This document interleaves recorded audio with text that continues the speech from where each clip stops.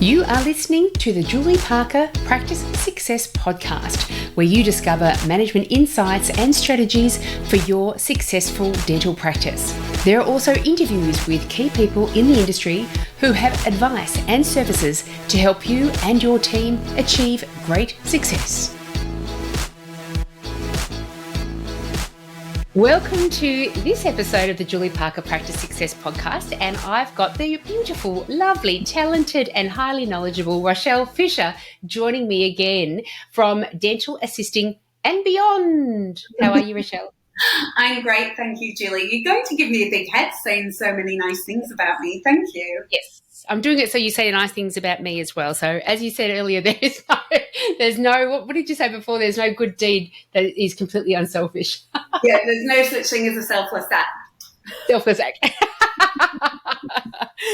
Now, you were with me recently, and that episode was actually launched today, and it's been going gangbusters because it's obviously a topic that people are really interested in, wellness within the dental team member arena within your practices and how you can really promote wellness. But today you're talking about surgical environments, because this is your speciality, your passion, what you're brilliant at. Tell us a little bit about your history and what led you down that path of surgical processes within dental surgery or dental treatments. I know I spoke in detail last time about my journey, but straight off the bat, at being 16 years old, I was doing a part-time role in a practice and then going to Leeds Dental School to study to be a dental nurse. And in that practice, I was assisting for general anaesthetics, which at the time was extractions and full clearances. I wasn't really assisting with anything to do with crown preps or root canal. It was all surgical based. So 16 years old, I was there with my coupons and everything else. I think I found this love and passion for it straight away. And I actually remember being at the dental school, and when we were learning our surgical instruments, I knew more than the lecturer at the time. I'm like, oh no, this is and then as I spoke to you last week, because I was doing my dental nurse training, I needed to know how to do root canals and crown preps as well. So I went into a general practice, but my love and passion was always surgical. And eventually I made my way back into that surgical realm, first in a private practice and doing a lot of dental implants, which that was 2004, 2005. So even though implants have been around since 1956, I think they were invented. It is in my lecture. I should know that. It was 1965 was the first person to have a implant placed, which was Gosta Larson. Wow, I had no idea they were around. This is a dental implant. Back in 1965, the first one was actually placed. So that was something actually, Julie, that I speak about really early on when I do my training, the surgical training with all the DAs and the support staff. Is I say, do you know the history of implants? And everyone goes, well, you do because it's in your workbook. But I talk to them about it because it's like anything, whatever we're doing, it's really good to know where it actually came from, the foundation, and not that I'm encouraging you to tell every single patient the history. But when it comes to a patient saying, oh, I'm not sure about an implant, they're quite new, and you can say very confidently, actually, they've been around since In 1965, the first person had, an implant placement. So again, that then gives that patient, oh, these people know what they're talking about. You don't have to go into the full how it happened. But so I, very early on, it's one of my first slides when I do my lectures, is I talk about the history and where it actually came from. So Professor Brown. How interesting is that? Thank you for that little tip. Do you know if that implant was successful? Yes, they were actually successful in his mouth for 40 years until he passed away. Wow, that's That's awesome. That's a lifetime. And so 2004 was when you started doing dental assisting, dental nursing. And I have to say it again because I'm shifting my terminology. We mentioned this at the last episode. I am, was a dental assistant. I left school early, fell into the industry, did my Cert 3 eventually, but worked for many years without my Cert 3, then worked a bunch of years after that with my Cert 3. Didn't go down the path of any particular nursing training. And you, however, and many like you are a dental nurse. It's nice to be able to, I don't know, is it just us that have this terminology this way, Rochelle? Is this everywhere else as well? I think so. I know America have dental assistants and dental nurses. They have two separate ones. And I think the same in Canada. In England, we're all nurses. So it was actually when I started doing my implant training in 2004, 2005. So I went to be a dental nurse in 1997. I'm giving away my age there. The last century. And it was 2005 that I started doing dental implants. And I think it was 2005 that the General Dental Council in England actually said, now everyone who is nursing, even if it's, the receptionist that's popping in to cover a lunch or something, you all have to be qualified. And it was the National Dental Nursing Board, I think, at the time. You all have to be qualified to start to nurse now. And they did do a grandmaing system. So if you've been qualified, if you've been dental nursing, 10, 15 years, then they would put you on the registration. So you all had to be registered. And I think they gave it about a year until everything was complete. And then you had to have indemnity insurance, which some you could do through your dentist. He could insure some of the staff. Then you had to do CPD every year. And you submitted it every 5 years. You had like 150 hours, and it was all different categories. So there were verifiable and non-verifiable. And yeah, there were different sections. So there was so much you had to do in cross-infection and so much you had to do in emergency life support cover. It's really, really good how they structured it all. So it's still ongoing now. I let my registration lapse a few years ago, but I know that if I go back to the UK, which I live in Australia, why would I go back to the UK? I still keep up with the CPD. Great. And that's a different kettle of fish. I never had to do CPD. I never got any formalised training around surgical procedures. And so there are really two separate categories there. And I think we've spoken that there's space for the two separate categories. That, it's great to be able to have a space where young people, or it doesn't have to be young people, but people can enter into the dental industry without doing a whole bunch of formal education and fulfill very useful roles there as well. But then dental nursing is a different thing. They've got a whole series of qualifications. They're registered. They do CPD. They're infection control. They've learned from the best, all the guidelines, et cetera, rather than just learning from the other nurse that's working with you. It's accountability as well. So if I did something wrong in England or said, and I just won't put that load on, until tomorrow, or I'm trying to think of an example, but not so bad that someone's like, would you actually do that? No. Yeah. But yeah, it's that accountability. So if you did something wrong, it doesn't land on the dentist, it actually lands on you, which I think that's how it should be, I'm not encouraging people to whistle blow, but I think if that lands on you, then of course you're going to make sure that you're up on all your education and all your learning and knowing exactly how to do it from the policies and protocols, and not how, Karen on the front desk is telling you to do it. That's it, because the person that's being affected is important enough that we make sure it all gets done properly every time. So the patient health, we've got to always remember that we're dealing with patient health here.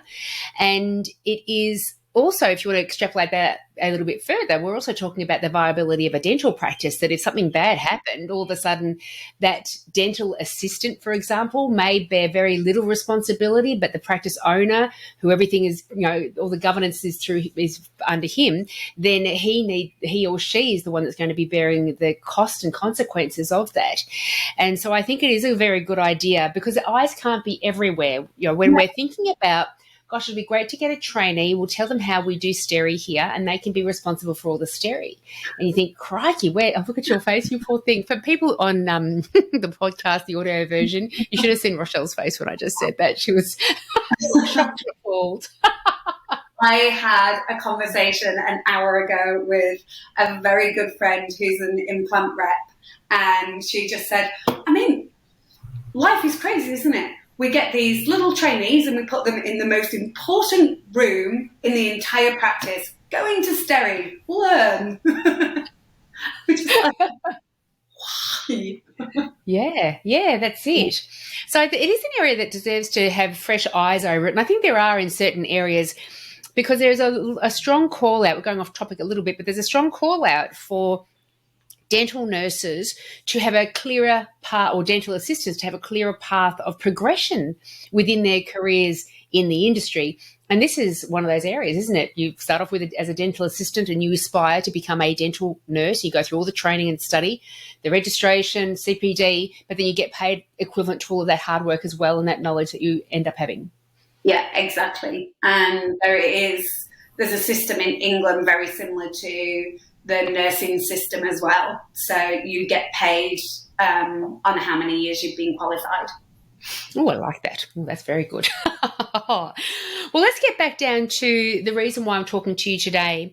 And you touched on it earlier. You have been working in this space for a long time. You have a lot of qualification and experience around this space as well. And so now you teach dental teams how to create proper surgical fields and sterile fields for all the surgeries they're doing. Tell us more about that. Yeah, so going back, I started my sort of implant journey back in 2005. And from there, I then ended up back in a hospital environment, which I've spoken before about, assisting oral surgeons and maxillofacial surgeons. But the days that I wasn't doing that, I was actually the scout nurse in theatre with hips and knees. So that's really where my training started, in a hospital environment in England, being trained by registered nurses and trained theatre staff. So, if you walked in any sterile field and you were about to cross-contaminate that, you did, how? Because this wasn't, a simple dental implant. This was a hip or a knee replacement, or, a facelift, a major surgery. And eventually I made it to Australia, and I've worked in numerous really big implant clinics in Australia, and then went back into a hospital environment with the maxillofacial team doing a lot of jaw reconstruction. So again, I'm back in a hospital environment doing major jaw surgery.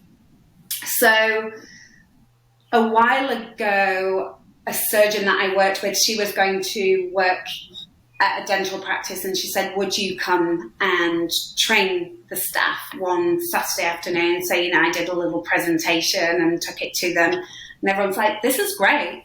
And I'd had quite a few dental implant reps say to me, there's really quite a call for you or someone to start educating these people, and not just on the aseptic technique of doffing and downing, putting your gown on and off. Oh, thank you. I was going to say, have I doffed before? I have been in a surgery situation before, so I think I have doffed before. And it's like breaking things down into layman's terms as well for, dental teams to really understand, and saying this is the terminology, but this is what it means. And not only doing the aseptic techniques and how we drape, but also looking at the paperwork around it, the language to use to patients, the process with everything.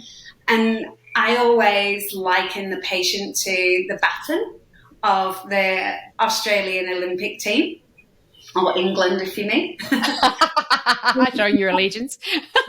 The first person to take that baton is, front desk or reception. And if they pick up the phone and they have no idea about dental implants and they just say, oh, thanks, Julie, I'll get Rochelle to call you back, in an hour, puts the phone down, you then go on Mr. Google, oh, there's another implant practice. You pick up the phone and you get me that can say, oh, hi, Julie, and guide you through it. You've gone to my practice and not the practice down the road that's you're waiting for that phone call. So it's not, how I like to educate isn't just on this is how you put your surgical gown on, this is how you wash your hands, this is how you drape. It's really a foundation of starting with the patient comes into the practice. How are you talking to that patient? Because a lot of patients will say straight off the bat, well, implants are expensive. You're going to say, yeah, they are. They're really expensive. Or you're going to say it's a long-term investment and it's something that you're putting in your body. Don't you want the best? And then, talking about patients saying, well, if I go overseas, it will be cheaper. So it's not just the draping and the aseptic technique. It's everything around the language, the patient asking questions. And we all know what it's like. The patient goes, yes, yes, yes to the dentist walks out the room and then they grill you. Yeah. Most of the nurses, their dentist will have been on an implant course for maybe 6 months doing a mentorship, but the nurse hasn't had any training and she's just sat there going, I don't know. Yeah. And then afterwards we'll talk about really looking after all the implant equipment and sending it off every year to get recalibrated, just lots of different things. So it's not just the go in, wash my hands, put the gloves on, draping. It's a full day of really breaking everything down. That is extraordinary. I didn't realise that you also went into the communication and engagement of the patient as well. And I imagine that's a very common statement that some patients would have. Like, if I go to Bali, this is going to cost me a third of the price and I get a holiday as well. So really upskilling your team members to know what to say in those sort of situations is fantastic. Yeah, and having almost, we'll say 15 years experience, 17 years experience with dental implants, there's so many questions that I've been asked and there's so many, this hasn't happened before, has now happened. And it's not the cases that it's a simple, easy case. It's, are you prepared when things go wrong? Mm-hmm.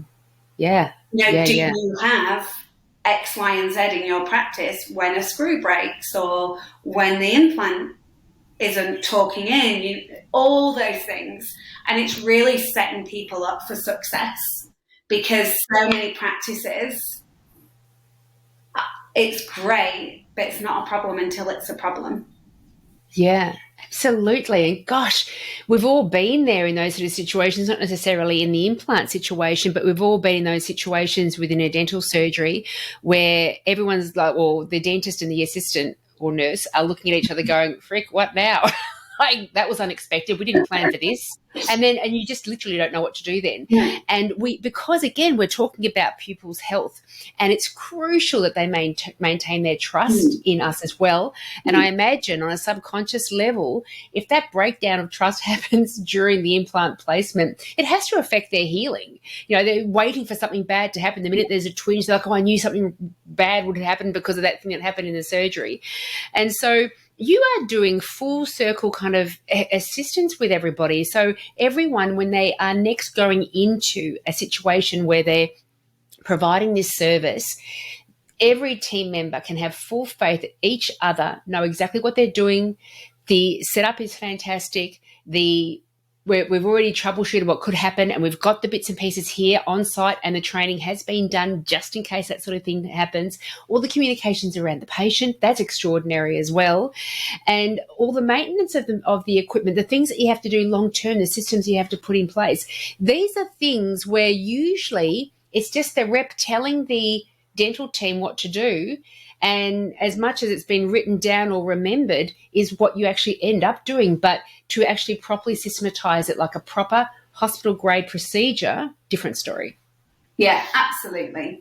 I always look at it as a team approach, because when the person on the front desk is booking in an implant, they normally know about booking crown preps in and root canals, but you would never book like implant, implant, implant, implant. You know, you've got to think, have we got enough equipment? You know, do the nurses need breaks? Have we got enough staff on this day to have someone else scouting? So it's really giving the people on the front desk the education they need as well, because they might need to order something.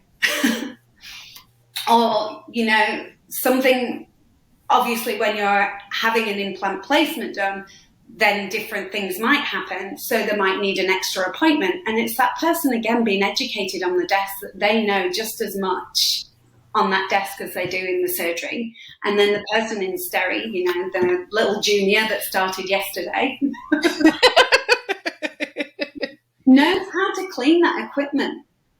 Yeah. Because there's so many practices that I go into and they don't understand how to clean the equipment, or they'll look at this surgical lead and they're like, oh, well, I'll just wipe that down. I'm like, but it says 135 degrees on here. Well, should I sterilize it? If it says 135 degrees, you should be sterilizing it. No question. But what if I damage it? Well, you'll damage it more if you're not, you know, and then you're breaking this protocol of an aseptic technique.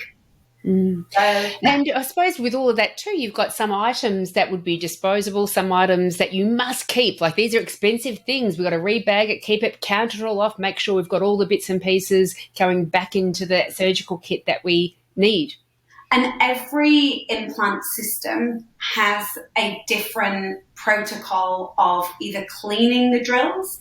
Some are single use, some are multiple use, and then you'll be marking them off. So it's educating you on that as well, because if you're not changing your drills, then that can ultimately lead to an implant failure. And then, like you said, the patient's lost that trust. They're not going to refer to the patient. So it's really patient care. And I can imagine with implants, you know, they are wildly successful. They have wildly successful outcomes, don't they? I have one. You have one. I need one. I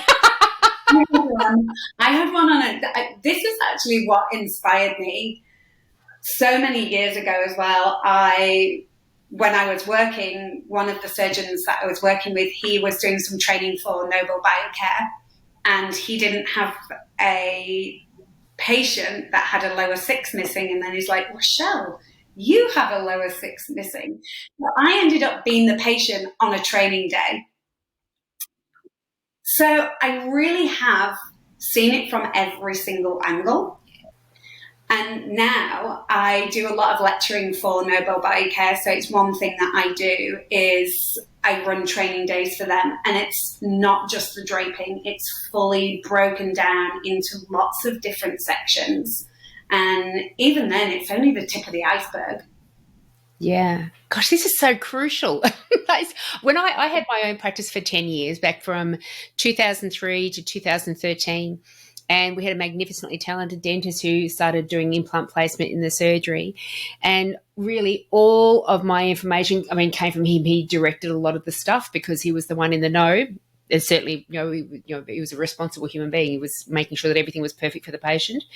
But otherwise, it was from the rep as well.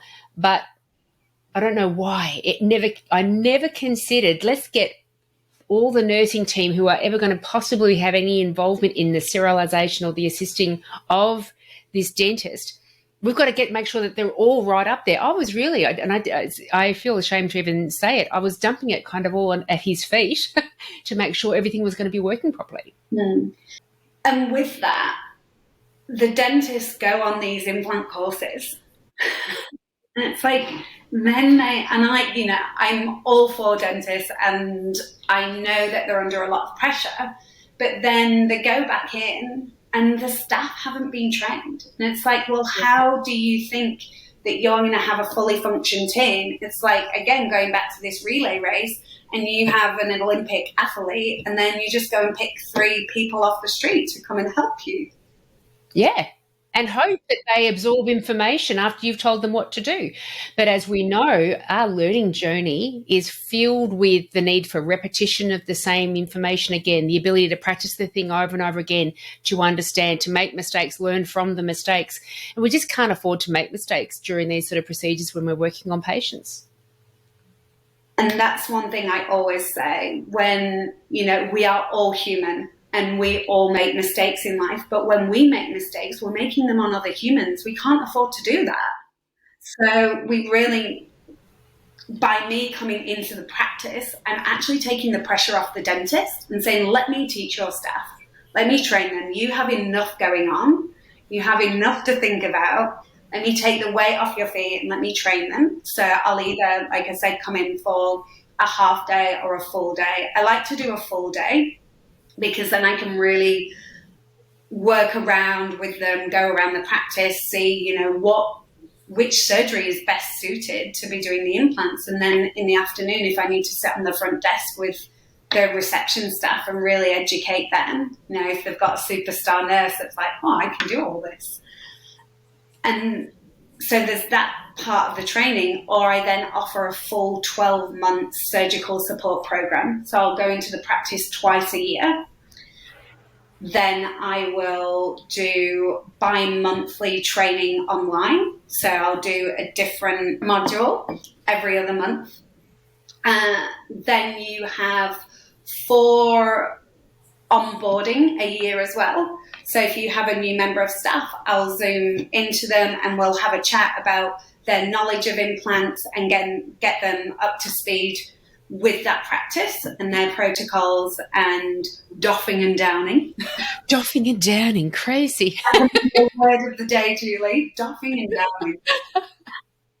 Then I offer a nice little bonus with that, which is my health and wellness packaging as well. So when dentists say to me, but why do 12 months? And I say, well, it's like going to a gym and seeing a personal trainer once and saying, I want a 6-pack.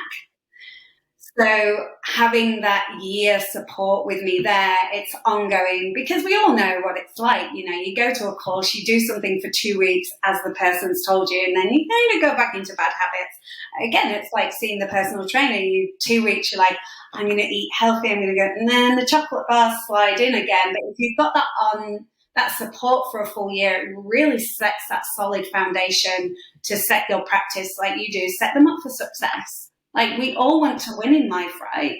Why are we watching people fail when it's like, I want you to succeed? Yeah. And I do love the thought of the 12-month thing as well, because even, with the personal trainer analogy, he comes back in and watches what you're doing in a couple of months' time, and you're like, I can still tweak how you do things. Or he or she are reminding us about the important elements of what we're doing and why they're so important. So I think that is a very good thing. I mean, so many practices now are bringing implant work into their surgeries, and we want to have that success rate be as high as it possibly can be, not just for the patient, for our own reputations, and terribly costly thing too if we're starting to having to redo these sort of treatments and see patients on multiple occasions because things just haven't gone well. But certainly the highest priority is to make sure that patient is getting the best possible care. Absolutely. This is such a must have, and I love that you've stepped us through exactly what happens. And I do encourage dental teams out there to devote the day to it. Being a consultant, I'm in and out of practices all the time, and when you are in for a few hours or for a partial day, it does take people time to wind up their surgeries, get the stereo on, get some snack, coffee, and sit down. And normally that can be, half an hour to an hour. Or it's the other end of the day where you're in first, but towards the end of your session, they're all thinking and preparing for the afternoon session, making sure everyone's got lunch and all the things. But when you've got a whole day devoted to it, everyone's focused energy is just all on this. And this is certainly an area that needs that level of engagement. And just being in a practice as well, that your dentist or your principal is investing in you. You then, and I think we spoke a lot about this in the health and wellness, you feel valued. It's like, this person actually cares about my education. He's not going to shout, or her, shout at me at the end of the day because I've broken something, because I know how to maintain that piece of equipment now. So it's really like showing a value on another level of, I value my staff and I value your training and your education, and I want you to go further, and I want you to succeed. And I know a lot of dentists at the moment say, I don't want to train my staff because they'll go down to see John down the road for another $1. And I don't believe that to be true, because if you really look after your staff and you really value them and you're giving them continuous education, of course they want to be in a practice where they'll grow and learn more, rather than just getting an extra $1 to go and have another coffee. Absolutely. And I think there have been enough studies done now in so many different industries. What keeps you at a place of work that you enjoy, and money's never the top of the list. Money can be used as an excuse if someone's not enjoying working there and they feel like they have to have something to say, this is why I'm quitting. John down the road offered me $1 extra. But if you are and I think sometimes people think that it's a huge mountain to climb to create this environment where people really want to stay not regardless of what they're being paid, but even though they may in another situation feel like they deserve a bit more financially. But it's really quite simple. And sometimes it's as simple as saying, what makes you happy working here? What should we continue doing here? What makes you unhappy working here? That we can flip with something else or stop doing that thing, and just asking the people who are on site and get them, creating that environment for them to be open and frank, whether it's anonymous surveys or what have you. But just have that focus energy towards that. But I agree with you. I think I'm just imagining myself as a dental assistant being provided the kind of training that you are providing by the dentist who, we've just started doing these implants, or we've been doing implants for ages, but now's the time for us all to be properly trained. It would make me feel far more part of the team, and I would increase my level of responsibility that I felt for the actions I was taking in with the treatment of that particular patient. And so this certainly is win-win-win all the way around. Absolutely. What I find when I do cold practices, and a lot of my work comes from when I've done a draping course for an implant company or something, and then people know who I am. But when I do cold practices and I speak to practice managers, and I know they're under a lot of stress, but they'll say, well, our staff know what they're doing. And it's like, but do you know that they know what they're doing? Who's trained them? Have they come from a hospital environment? Have they read all the policies and protocols and, all the guidelines? Do they know all this? Do they know about calibrating certain implant machines? Do they know how to clean the drills? Do they know if they're single use? All those things, and all the verbal skills that go with everything. Do they have enough surgical stock? And then looking as well, because I'm from Yorkshire, so I love to save a penny when I can. Look at, different kits, and are you overspending? Where can you, cost effective, where can you have a real look and say, you don't actually need to be opening that every time. Alone sutures is something like between $12 and $15 per packet. So I didn't know that they were that much. Yeah, but if you open one at the start, and then they do, just going into a bit more detail, but they do a tissue punch, so then they don't need a suture. add those $15 up every year, that's when the practice managers love it, because I do speak a lot about efficiency and cost effective around things, because I hate waste. Now, I hate just opening so many things in a practice that we don't actually need to open. And then we go a lot as well into clinical waste, what needs thrown in clinical waste and what can go in general waste as well. Great. Because that's something that a lot of people like, I don't know, so I just put it all in clinical. Yeah. Yeah. And then all of a sudden your clinical waste collections are going up through the roof as well. I love the point that you made before. Oh, yeah, but my nurses know what to do. But do they really? And if a dentist is out there saying, oh, no, my nurses know what to do because I've told them and we've got a written procedure now, it doesn't actually mean that they are practicing exactly what you've got in your brain of what success looks like in your brain, that they've fully understood that and that they are aware enough about it, they have enough knowledge around it, that they're able to follow that through time and time again, because we need to know our stuff and we need to keep the important stuff in mind to be able to do our stuff properly. And if it's just a task, put your hand here, do that, put this here, it's not enough information for us to be able to mindfully, knowledgeably move through these sort of systems. Absolutely. Yeah, this is crucial even for, and I was mentioning before what other kind of surgical procedures would also require that kind of surgical environment. And you were saying, any kind of surgical extraction, wisdom teeth, this is the kind of training that you provide for practices as well. Yeah, absolutely. And even just wisdom teeth, sometimes we've all been there, that something looks like a simple procedure and then it turns out, to an hour and a half of the drilling and everything else. And it's having the knowledge to know what to do and having the knowledge to help that dentist, because as you said earlier, we all hit that point of like, oh, why is this happening today? And being able to really support them and know where to retract things, know where to suction, and really help them and support them when they're in a difficult extraction that they're thinking, I really wish I'd have sent this to an oral surgeon. I will learn from this case. And it's being able to support them. And I've worked with maxillofacial surgeons that we've had really tricky wisdom teeth and they've said afterwards, thank you, I'm so glad I had you helping me, because you knew where to retract, you knew where to really help me, where to back off, you knew what to pass me. So I wasn't looking up and I could really focus on this quite stressful procedure with the patient not knowing and the patient just laying there thinking, this is fine. Yeah. I can recall two situations, not surgical situations, either of them, but two situations where the dentist, it's gone on for far longer than it needed to, or the patient was, screaming in pain and it didn't make sense why they were, and they were trying to find the source of it all. This was going back many years ago. I was it feels like I was a dental assistant in the 1920s when I hear younger people talk now. But so sometimes the situation the dentist can't see the wood for the trees sometimes, and just having that different perspective come in. Why don't we try this?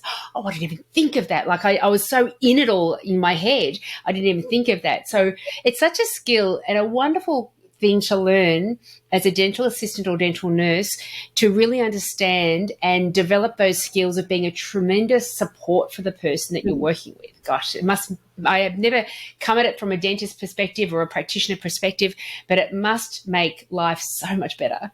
And again, it's that teamwork, isn't it? We're working as a team, and when the dentist walks in, he needs to know that he's got his right hand man, woman, girl. As I always say, the Wonder Woman next to, saying, if they can't see the wood for the trees, they're like, maybe try this instrument, or, just give them a little nudge. And the patient's just calm and they're not worried. That's it. Because then if a patient does have quite a tricky and a traumatic experience, they're not going to go back there. And something that I was talking to Roz with the other day, and it was really interesting, she said, the thing is, they don't know the success rates in that practice because the patient never goes back. Oh, that's clever. And this This is Dr. Ros Franklin, the infection control queen of Australia. That's very good. It's very good. But they think their success rates are great, and they're not, because the patient's just not gone back. They just haven't heard about it. They haven't got the figure back in, the data back in. And the patient's gone down the road and said, it was on my chest, and the nurse was flustered, and they didn't know what they were doing. Yeah. I can't even imagine being a patient undergoing any kind of surgical procedure and slowly losing faith with the people around them. So this kind of training is just so magnificent, and it is one of those no-brainer situations if you're performing any kind of surgical procedure. Certainly if you're performing implant surgery within your practice, get Rochelle in and get that proper team training. Have a lot of faith in all the systems and the training that's provided to all your team members. You'll probably learn a bunch of stuff as well as the practitioner, but then everyone's on the same page. They understand what's important, and they've got agreements around who's going to be doing what, and this is the way we're going to be processing things through. For practices that want to jump on and get this kind of training, what's their next best step, Rochelle? And whereabouts do you travel to as well? I travel all over Australia because I love to travel. And the best way to contact me is through my website or my email address. One thing I was going to say with the training, and if you're sat here thinking, but I think we do everything correctly, or you're a practice manager thinking, well, I think my nurses do. Just for peace of mind, let me come into the practice, do the full day training. And if you're doing everything by the book, then at least you can all go, actually, we're doing everything as we should. Isn't this great that we are already doing exactly what they've said all day? It's like, yes, we do that. Yes, we do that. Yes, we do that. And again, it's that peace of mind of going, okay, well, we did the training and we know we're doing it all correctly. And sometimes I even learn things from practices, I just think we're always learning together. Yeah. Absolutely. And you mentioned Ros before, infection control queen. And when I was speaking with her, she said, and this is where we're talking about dental assistants and nurses that have been in their roles for years in the same practice. And she said, I'll go into a surgery and get somebody to show me how they break down their surgery and do a load of steri. And the other nurses will be behind them going, oh, I don't do it that way. I do it this way. Oh, that's interesting. I haven't done it that way before. I think I might start doing that way too. And so even though we feel like we're all functioning at the same level and doing a consistent thing, it's not always the case, is it? Training. It's the best way forward, because then if you are all doing it as you should be, then it's like, okay, this was a great day of knowing we are a great team. That's it. And I'm a huge fan for whenever we get anybody in helping us do training, and even when we get anybody in telling us, from the manufacturers how to treat a certain piece of equipment and clean it and maintain it, for example, get those phones out, take videos, upload them to a training and a digital platform such as Evernote or YouTube, where you've got this training hub. So any new team member that comes on board, they're getting the information directly from the source, which is so important. We don't have the Chinese whispers problem. But also it's a refresher for all of us to go through maybe once a year. Let's do a refresher, look at all of our videos again from when Rochelle came out.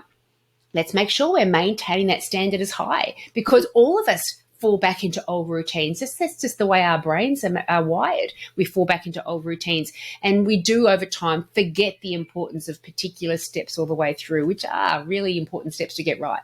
Yeah, absolutely. Yeah. So your email address and website are in the show notes, dentalassisting.com.au. Could you get it any easier? It's fantastic. I love it. It's just such an easy, I still can't believe that you've got that website domain. Always hang on to it. But dental assisting and beyond, I love that, and beyond. So thank you, Rochelle. Is there anything else that we need to add before we sign off? Just at the moment, I am doing a 20% discount off my 12-month surgical support training. So until the start of January. So anyone that has been listening to your wonderful podcast, they can have 20% discount. Well, that is glorious. And I just launched your first podcast today. I feel like I should launch this one in a couple of days so people can jump onto it straight away. Actually, I'll do a double week. A double launch on today. That's going to be fantastic. So that is tremendously generous, wonderful in the build up to Christmas. Let's start 2023 off really strong, making sure that we are achieving success from the get-go. Thank you so much for all of your wisdom, Rochelle, and your conversation. I always enjoy chatting with you. I love chatting with you. I think I should just come on the podcast every week. Why not? Why not? There's always stuff to talk about. Exactly. Thank you so much for your time, Julie. As always, it's been an absolute pleasure. And I love being able to spread the word. Yeah, such an important word too. Merry Christmas. Merry Christmas. See you soon. See you next time. Yeah, I'll see you next time. Thanks, Julie. If you enjoyed today's podcast, then you should come along and join the club. The club is a whole library of lunch and learns with new lunch and learns being produced all the time that help your dental team gain greater success in your systems, in your team behaviours, in your patient management, in your patient engagement, in their treatment plans. They are usually around half an hour in length, and so team members can sit down, be paid for their lunch break, eat lunch while they're being inspired and delivered all of these insights and strategies that can be implemented so you all achieve greater levels of success. Also, Amina and I, my buddy from Dental Management Expertise, have a company, Dental Business Mastery, together. And our flagship online 1-year course for dental practice managers and dental practice owners to learn how to very successfully manage your dental practice is available. Head over to dentalbusinessmastery.com.au to find out more information, and has information about any other courses that we've got available. Also, make sure you do jump onto my website, julieparkerpracticesuccess.com.au, and you will see a whole load of free information. There are articles, the blog, downloads, templates, a whole load of things that are designed to help you overcome any specific challenge that you've got going on in your practice at the moment. If you have any suggestions of topics or guests that I can have on the podcast, please let me know. Thanks for listening.